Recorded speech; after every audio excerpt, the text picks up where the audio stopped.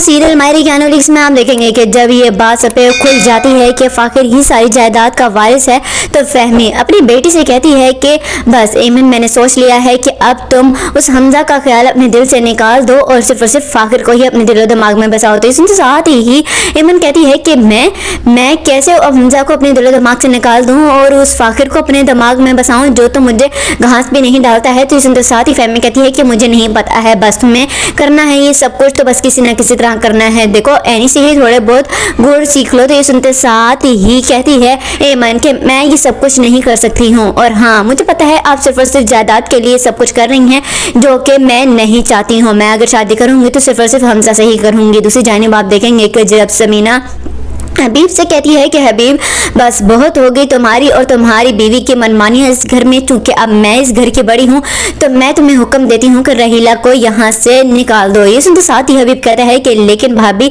आपको पता है कि मैं ऐसा हरगिज़ नहीं कर सकता हूँ, रहीला भी इस घर की बहू है। ये सुनते साथ ही समीना कहती है कि हाँ तुमसे शादी करने की वजह से वो बहू तो है, लेकिन अम्मा जान ने उसे इस घर में रहने की इजाज़त हरगिज़ नहीं दी थी और ना ही मैं दूंगी। घर के हर बड़े फर्द का जो फैसला होता है वही मानना होता है सबको। ये सुनते साथ ही हबीब कहता है कि ठीक है, फिर उसके साथ मैं भी इस घर से जाऊंगा। तो सुनते साथ ही समीना कहती है कि ठीक है, जाना चाहती हो तो चले जाओ। ये सुनते साथ ही हबीब कहता है कि फिर आपने क्या सोचा है, कि क्या लगता है कि आशी आपसे बदगुमान नहीं होगी। तो सुनते साथ ही समीना कहती है कि नहीं, आशी बल्कि बहुत खुश रहेगी हमारे साथ। लास्ट सीन में आप देखेंगे कि जब फराज साइका से कहता है कि बस साइका बेगम, मैंने सोच लिया है जो तुम्हारी माँ करके गई है ना, उसके बदले में या तो अब तुम्हें किसी न किसी तरह मेरे नाम जायदाद करवानी होगी, नहीं तो फिर अपने उस भतीजे से हाथ धोना होगा।